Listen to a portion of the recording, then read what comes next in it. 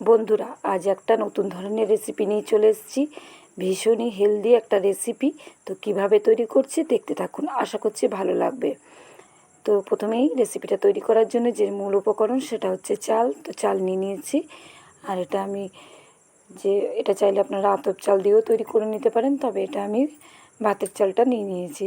তো এখানে ছোটো বাটি 1 বাটি পরিমাণ চাল এখানে আমি ব্যবহার করেছি। আপনারা পরিমাণটা বেশি কম করে নিতে পারেন, সেক্ষেত্রে কিন্তু চালের পরিমাণটা বাড়িয়ে কমিয়ে নিতে পারেন। তো আমি এখানে চালটা নিয়ে নিয়েছি। চালটাকে খুব ভালো করে ধুয়ে নিতে হবে। ধুয়ে এটাকে কিন্তু কিছুক্ষণের জন্য ভিজিয়ে রেখে দিতে হবে। তো প্রথমেই আমি চালটাকে ধুয়ে নিয়েছি দেখুন। এবার এটাকে জল দিয়ে পরিমাণ মতো 3 থেকে 4 ঘন্টা আমি ভিজিয়ে দেব। তো 3 থেকে 4 ঘন্টা পর ফিরে আসছি।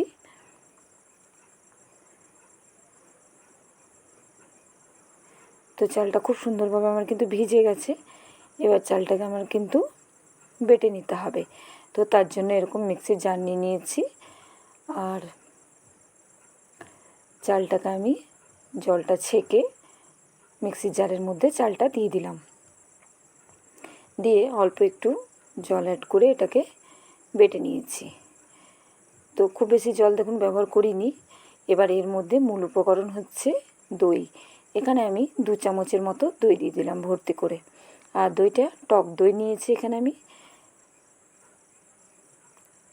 তো দইটা দিয়ে এবার এটাকে খুব ভালো করে আমাকে আবারও মিক্সির মধ্যে ঘুরিয়ে নেব। তো এখানে স্বাদ অনুযায়ী নুন দিয়ে দিয়েছি। তো খুব বেশি নুন ব্যবহার করিনি, যতটা প্রয়োজন ঠিক ততটাই দিয়েছি। আর একটু বলতে 2 চামচের মতো এখানে আমি চিনি ব্যবহার করলাম। এবার ভালো করে আবারও মিক্সির মধ্যে ঘুরিয়ে নেব। চালটা তো খুব সুন্দর করে আগে বেটেই নিয়েছি। তো এটা দিয়ে ভালো করে আবারও মিশিয়ে নেব। তো ফিরে চলে এসেছি দেখুন, দেখাচ্ছি। এই যে ফেনা ফেনা একটা ভাব এসে গেছে, দেখে বুঝতে পারছেন। তো এরকম তৈরি হবে চালটা বাটার পর কিন্তু। তো এটা একটা বাটির মধ্যে আমি ঢেলে নিলাম। তো পুরোটা ঢেলে নিয়েছি দেখুন। এবার এখানে মূল উপকরণ যেটা দিতে হবে সেটা হচ্ছে এখানে খাবার সোডা দিয়ে দিলাম 1 চামচ, ছোটো চামচের। যদি বড় চামচের দেন তাহলে কিন্তু 4 ভাগের 1 ভাগ দিয়ে দেবেন। দিয়ে এভাবে ভালো করে মিশিয়ে নেব, একইভাবে ঘুরিয়ে আমি কিন্তু। আর এতটা টেস্টি হয় রেসিপিটা, আর এতটা দেখতেও লোভনীয় হয় যে বানালেই বুঝতে পারবেন। আর বেশ অনেকক্ষণ পেট ভর্তি থাকার মতো একটা রেসিপি। এটা আপনারা ব্রেকফাস্টে বানাতে পারেন অথবা বাচ্চাদের টিফিনেও কিন্তু দিতে পারেন।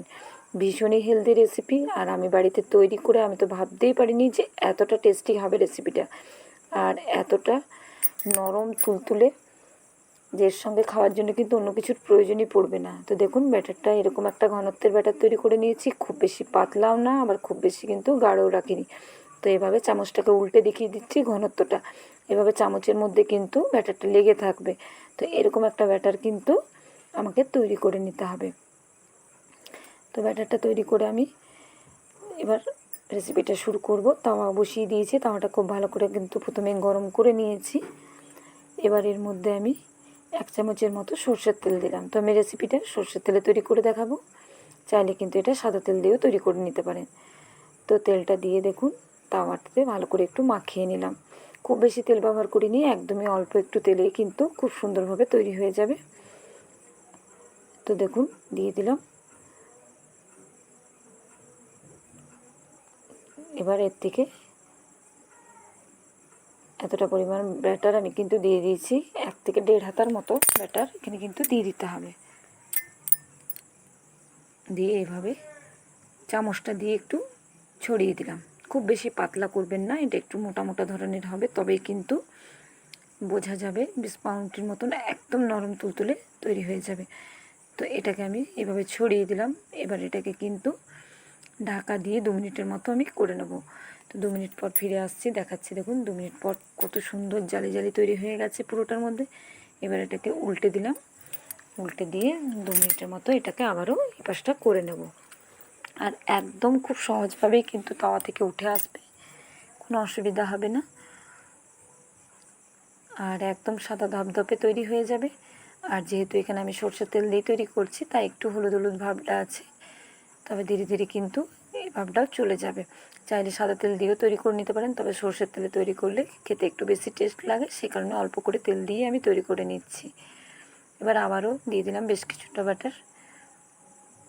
আমার রেসিপিগুলো ভালো লাগলে like, comment, share, channel subscribe করার অনুরোধ রইল। আর যারা ফেসবুক থেকে দেখছেন অবশ্যই আমার পেজটা ফলো করার অনুরোধ রইল। তো দেখুন, খুব বেশি বড় কিন্তু করবেন না, একটু মোটা ধরনের রাখবেন, তাহলে কিন্তু ভালো হবে। দেখুন খুব সুন্দরভাবে হয়ে গেছে এটাও। এবার এটাকেও আমি উল্টে দেব, আর খুব সহজভাবে কিন্তু উঠেও আসবে আর একদম সাদা ধবধবে তৈরি হয়ে যাবে। তো ওটাও আমি তুলে রেখে দিলাম। এবার আবারও তার মধ্যে আরও একটা তৈরি করে আমি আপনাদেরকে দেখিয়ে দিচ্ছি যে কতটা সুন্দর তৈরি হচ্ছে। দেখুন দিয়ে দিলাম। এবার খুব বেশি কিন্তু এটাকে আমি ছড়াবো না, একটু মোটা ধরনের রাখবো বললাম, তাই একটু হালকা হাতে একটু গুঁড়িয়ে দিলাম। এবার এটাকে ঢাকা দিয়ে ঠিক একইভাবে 2 মিনিটের মতো এটাকে রান্না করে নেব। 2 মিনিট হয়ে যাওয়ার পর দেখুন কত সহজভাবে আর একদম নরম তুলতুলে, মুখে দিলেই মিলিয়ে যাবে, এতটা সুন্দর হয়। আর কত সুন্দর সাদা ধপধপে তৈরি হয়েছে দেখুন, জালিদার সাদা ধপধপে তৈরি হয়ে গেছে। এটাকে 2 মিনিট আবারও করে নেব, তাহলে কিন্তু একদম রেডি হয়ে যাবে আমার। তো এটাকেও আমি দেখুন তুলে নিয়ে কতটা নরম হয়েছে দেখেই তো বুঝতে পারছেন। তো এটাকে দেখুন তুলে নিচ্ছি।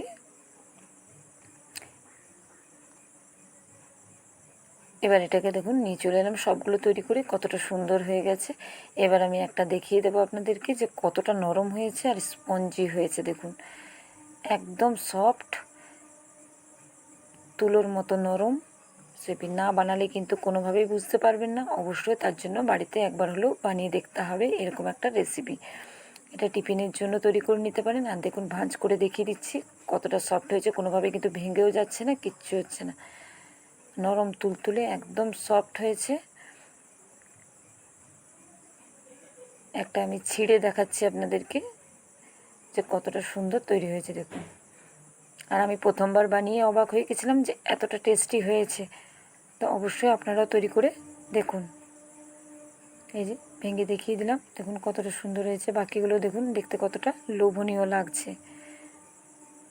তো আজকের মতো এই পর্যন্ত, পরের আবার একটা ভিডিওতে আপনাদের সঙ্গে দেখা হচ্ছে।